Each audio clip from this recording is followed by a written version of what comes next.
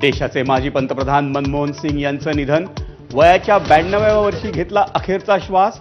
तब्येत बिघडल्यानं दिल्लीच्या एम्स रुग्णालयात केलं होतं दाखल.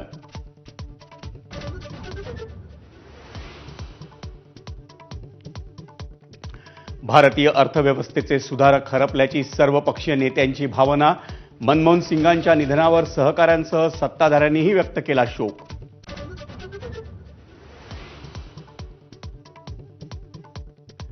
कल्याण अपहरण आणि हत्या प्रकरणातला नराधम विशाल गवळी आणि त्याची पत्नी साक्षीला 7 दिवसांची पोलीस कोठडी.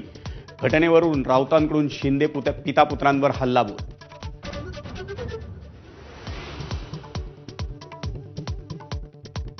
शिंदेंच्या शिवसेनेचे अंबरनाथचे आमदार बालाजी किणीकर यांच्या हत्येचा कट रचला गेल्याची माहिती. पोलिसांकडून तपास सुरू. एकनाथ शिंदेंकडून दखल घेऊन प्रकरणात जातीनं लक्ष.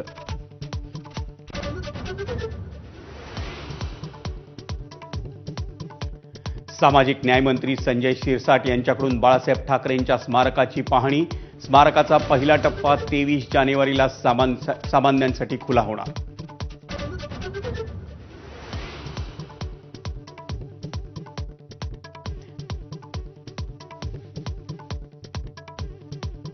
मेलबर्न कसोटीचा पहिला दिवस ऑस्ट्रेलियानं गाजवला. कॉन्स्टस, लाबुशेन, ख्वाजा आणि स्मिथची खणखणीत अर्धशतकं.